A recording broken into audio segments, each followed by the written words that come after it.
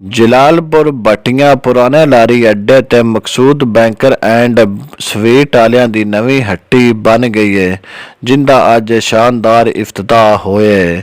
ਉਸ ਇਫਤਤਾਹੀ ਤਕਰੀਬ ਦੇ ਵਿੱਚ ਮੀਆਂ ਆਬਦ ਹੁਸੈਨ ਭੱਟੀ ਨੇ ਖਸੂਸੀ ਸ਼ਿਰਕਤ ਕੀਤੀ ਹੈ ਤੇ ਮੀਆਂ ਅਸਗਰ ਅਲੀ ਮਖਤੂਮ ਨੇ ਉਸ ਇਫਤਤਾਹੀ ਤਕਰੀਬ ਦੇ ਵਿੱਚ ਖਸੂਸੀ ਦੁਆ ਵੀ ਕੀਤੀ ਹੈ। ਇਫਤਤਾਹੀ ਤਕਰੀਬ ਤੇ ਆਉਣ ਵਾਲੇ ਮਹਿਮਾਨਾਂ ਉੱਤੇ ਫੁੱਲ ਵੀ ਸੱਟੇ ਨਾ ਤੇ ਉਹਨਾਂ ਦਾ ਵਾਲਿਆਨਾ ਇਸਤਕਬਾਲ ਵੀ ਕੀਤਾ ਗਿਆ ਨਾ। ਇਲਾਕਾ ਵਾਸਤੇ ਇਸ ਨਵੀਂ ਦੁਕਾਨ ਦੇ ਉੱਤੇ ਤੁਹਾਨੂੰ ਹਰ ਕਿਸਮ ਦੇ ਰਸਗੁੱਲੇ, ਮਠਿਆਈ, ਗੁਲਾਬ ਜਾਮਨ, ਬਰਫੀ ਤੇ ਪਤੀਸਾ ਵੀ ਲੱਭੇਦਾ ਔਰ ਇਸ ਦੇ ਨਾਲ ਨਾਲ ਤੁਹਾਨੂੰ ਸਾਲਗਿਰੀ ਦੇ ਕੇਕ ਵੀ ਲੱਭਣ ਦੇ ਤੇ ਇਸ ਦੇ ਨਾਲ ਨਾਲ ਤੁਹਾਨੂੰ ਹਰ ਕਿਸਮ ਦੇ ਬਿਸਕੁਟ ਵੀ ਮਿਲਣ ਦੇ। ਇਹ ਇਲਾਕਾ ਜਲਾਲਪੁਰ ਭੱਟੀਆਂ ਵਾਸਤੇ ਇੱਕ ਹੋਰ ਵੀ ਬੜੀ ਵੱਡੀ ਖੁਸ਼ਖਬਰੀ ਹੈ ਵੀ ਇਸ ਦੁਕਾਨ ਤੋਂ ਤੁਹਾਨੂੰ ਬਾਜ਼ਾਰ ਤੋਂ ਬਾਹਰ ਰਿਆਇਤ ਕੀਮਤ ਤੋਂ ਇੱਥੋਂ ਤੁਹਾਨੂੰ ਜਿਹੜੀ ਵੀ ਚੀਜ਼ ਲੈਣੀ ਹੈ ਉਹ ਚੀਜ਼ ਲੱਭੇਗੀ। ਮਹਿਰ ਮੋਹਸਨ ਅਲੀ ਤੇ ਮਹਿਰ ਹਸਨ ਅਲੀ ਤੇ ਨਾਲ ਤੁਸੀਂ ਰਾਬਤਾ ਕਰਕੇ ਤੇ ਸ਼ਾਦੀ, ਵਿਆਹ ਤੇ ਦੀਗਰ ਤਕਰੀਬਾਤ ਦੇ ਵੀ ਤੁਸੀਂ ਆਰਡਰ ਦੇ ਕੇ ਆਪਣਾ ਮਾਲ ਤਿਆਰ ਕਰਵਾ ਸਕਦੇ ਹੋ। ਇਸ ਨਵੀਂ ਹੱਟੀ ਦੀ ਇਫਤਤਾਹੀ ਤਕਰੀਬ ਦੇ ਮੌਕੇ ਉੱਤੇ ਕੁਝ ਦੋਸਤਾਂ ਵਾਸਤੇ ਖਾਣ ਪੀਣ ਦਾ ਵੀ ਇੰਤਜ਼ਾਮ ਕੀਤਾ ਗਿਆ ਨਾ।